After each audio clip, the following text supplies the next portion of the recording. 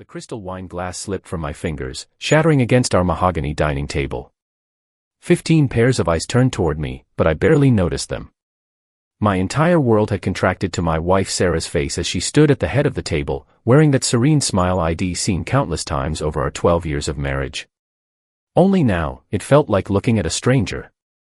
"Mark thinks I'm being faithful to him," she announced to our gathered friends and colleagues, her voice carrying the same casual tone she might use to discuss the weather. Isn't that adorable? The January wind rattled our dining room windows, but the room itself had gone completely still. I watched our guests' expressions shift from confusion to shock to horrified understanding. Tom and Rebecca Chen, our neighbors of 8 years, exchanged glances.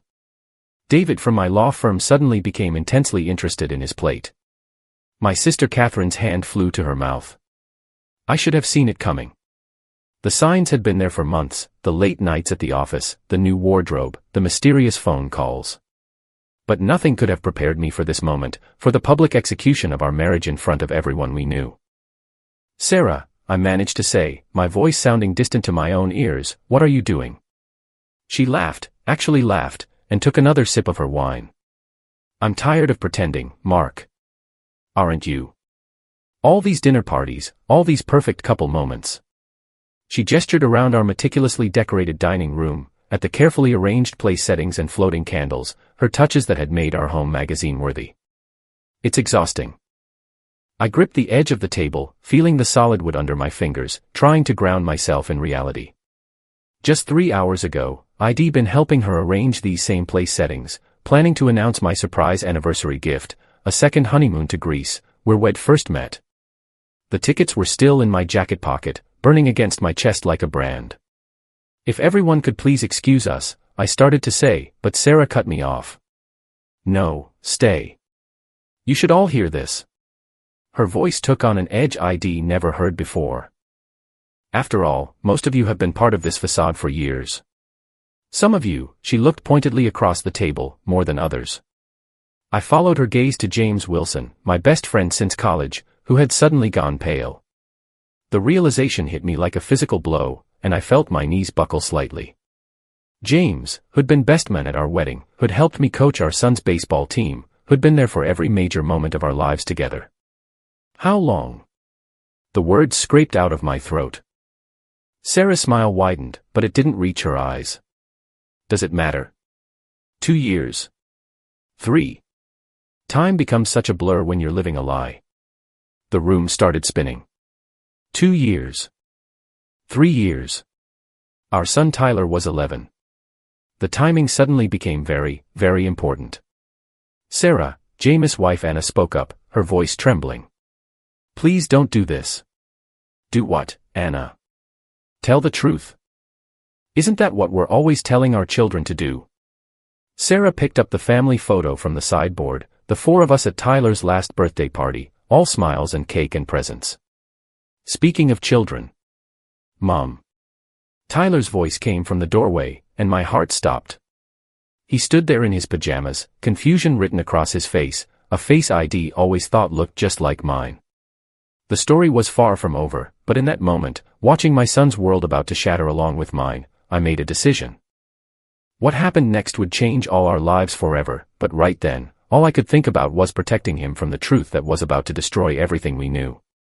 "Tyler," I said, my voice steadier than I felt, "go back upstairs." But Sarah wasn't finished. "No, Tyler, stay. It's time you knew who you really are." The look in her eyes told me everything I needed to know. This wasn't a spontaneous breakdown, this was calculated destruction.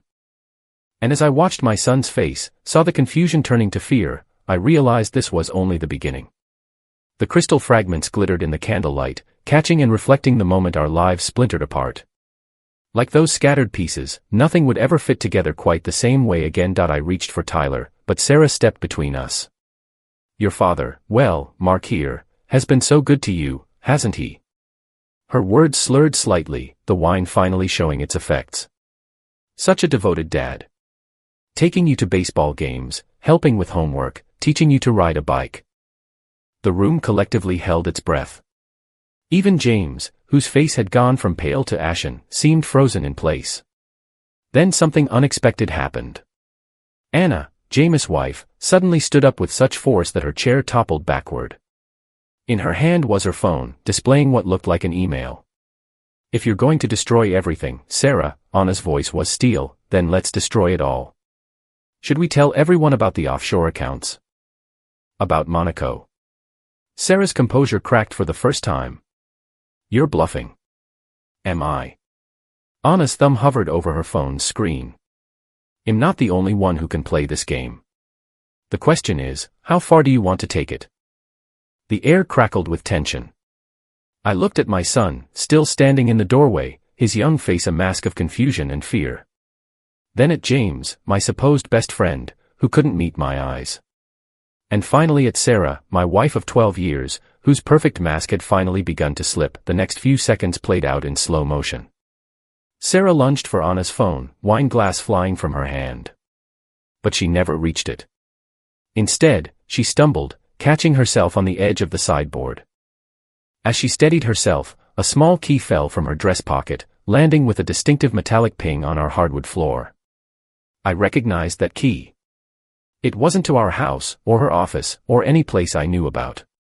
But clearly, Anna recognized it too, because her sharp intake of breath cut through the chaos like a knife. "That's it, isn't it?" Anna's voice was barely a whisper. "The key to safety deposit box 247. The color drained from Sarah's face so quickly I thought she might faint. Whatever was in that safety deposit box, it was bigger than her affair with James. Much bigger. "Tyler," I said again, more firmly this time, "go upstairs and pack a bag. You're coming with me tonight." But before Tyler could move, Sarah's laugh filled the room, a horrible, desperate sound that made the hair on the back of my neck stand up. "Oh, Mark," she said, straightening up and smoothing her dress. "You still don't get it, do you? You're not taking him anywhere. In fact..." She reached for her purse, pulled out an envelope, and tossed it onto the table. Legal documents spilled out, their official seals glinting in the candlelight. "You have no right to take him at all." The documents were DNA test results. And they were dated 3 months ago. As I stared at the papers, trying to make sense of the percentages and scientific terms, Sarah's words from earlier echoed in my head. Time becomes such a blur when you're living a lie. But there was something else in that envelope, something that made Anna's face go white as a sheet. A single photograph, face down on the table. And as I reached for it, Sarah's mask of confidence cracked completely. "Don't," she whispered, all pretense gone. "Please, Mark. Don't look at that." But it was too late. My fingers were already closing around the photograph that would reveal a truth far darker than anything I'd imagined, a truth that would make Sarah's affair seem like a minor footnote in a much bigger story. I stared at the photograph in my trembling hands, the edges crumpling under my grip. It showed Sarah, James, and a man I didn't recognize standing in front of a private jet. The date stamp read Monaco, 2019, exactly when Sarah had claimed to be caring for her sick mother in Seattle. But it wasn't the jet or the location that made my blood run cold. It was the briefcase handcuffed to the unknown man's wrist, and the familiar logo barely visible in the background, Quantum Securities, the same firm that had mysteriously collapsed last year, taking billions in client money with it. "It's not what you think," Sarah whispered, but Anna was already pulling up something on her phone. "Breaking news," she read aloud, her voice cutting through the tension. "FBI announces major breakthrough in the Quantum Securities fraud case. Key suspects to be named tomorrow morning." Suddenly, the power went out. In the pitch darkness, we heard a sound that made everyone freeze, the distinct click of a gun being cocked. "Nobody move," a voice commanded from the doorway. It wasn't James, or Sarah, or anyone I recognized. "Mrs. Wilson, put the phone down. Now." Part 3, When Angels Fall. The backup generator hummed to life, casting an eerie red glow across our dining room. What I saw made my heart stop. 2 men in dark suits had materialized like shadows. One held a gun. The other had his hand on Tyler's shoulder. But it was the third person who changed everything. My sister Catherine stood up slowly, removing a badge from her evening purse. "FBI," she announced quietly. "And Sarah, James, you're both under arrest." I felt the floor drop out from under me. My own sister, the same Catherine who'd helped plan our wedding, who'd been Tyler's godmother, had been investigating my wife all along. Then Tyler did something none of us expected. He looked directly at Sarah and said in a voice far too calm for an 11-year-old, "They already know about the other kids, Mom." I told them everything. The other kids? My world tilted on its axis as Sarah's face crumpled in genuine fear for the first time that night. "Tyler, no," she breathed. "You promised." But before she could finish, the French doors to our patio exploded inward, and through the shower of glass stepped a figure from my past, someone I thought had died 5 years ago. Someone whose presence here changed not just the game, but everything I thought I knew about my life. Sarah's twin sister Rachel, supposedly killed in a boating accident in 2019, stood before us very much alive. And in her hands, she held a single red USB drive. "Hello, sister dear," Rachel's voice was ice. "Did you really think you could keep this buried forever, Rachel?" Sarah whispered, her designer dress rustling as she stumbled backward. "You're supposed to be dead?" Rachel's laugh was brittle. Like the real Sarah was supposed to be. The room collectively gasped. I felt my knees buckle, gripping the back of a dining chair for support. The real Sarah. "Tell him," Rachel commanded, taking another step forward. "Tell him how you took my sister's identity after Monaco.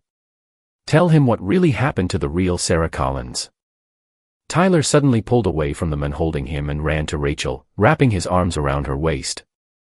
"Aunt Rachel, I did what you said. I recorded everything." The pieces started falling into place with sickening clarity. The woman I'd been married to for the past 3 years wasn't Sarah at all. But then who? "Her name is Elena Petrova," Catherine spoke up, her FBI badge glinting in the red emergency lights. "Former KGB, now freelance. She's been on our watch list for years, but she was always one step ahead. Until now." The woman I'd known as Sarah, Elena, looked at me with those familiar green eyes that now seemed completely foreign. "Mark, please," she whispered. "Everything I felt for you was real." "Real?" I spat the word like poison. "Was it real when you helped steal billions from innocent people? Was it real when you took my wife's place? Where is Sarah? The real Sarah?" Elena's face hardened, her mask finally dropping completely. When she spoke again, a slight Russian accent colored her words. "Your precious Sarah made her choice in Monaco. She chose the money over her life." Rachel stepped forward, USB drive extended. "That's where you're wrong, Elena. Sarah didn't die in Monaco." She turned to Catherine. "Show them." Catherine pressed a button on her phone. The dining room's smart TV flickered to life, showing security footage dated 3 days ago. There, in a Swiss hospital room, lay Sarah, my real wife, in a coma. "She's been alive all this time," Rachel's voice cracked. "While you paraded around in her life, she's been fighting to wake up. And yesterday, she did." Elena's composure shattered entirely. She lunged for the French doors, but found her path blocked by James, who had pulled out his own badge. "CIA," he announced grimly. "Sorry, Mark. Deep cover. We've been tracking the quantum securities conspiracy for 5 years." My head spun. My best friend was CIA. My sister was FBI. My wife was in a coma while a Russian spy lived her life. And Tyler. "Dad," Tyler's voice cut through my thoughts. He was still holding onto Rachel, but his eyes were fixed on me. "I'm still your son. The DNA test, it wasn't fake. Mom, the real mom, she never betrayed you." Before I could respond, Elena made her move. In one fluid motion, she pulled a small device from her hair and pressed a button. The lights went out again, but this time I heard something else, the distinct whir of helicopter blades approaching. "Nobody move," Catherine shouted. "Rachel, secure that drive." But in the chaos that followed, none of us were prepared for what happened next.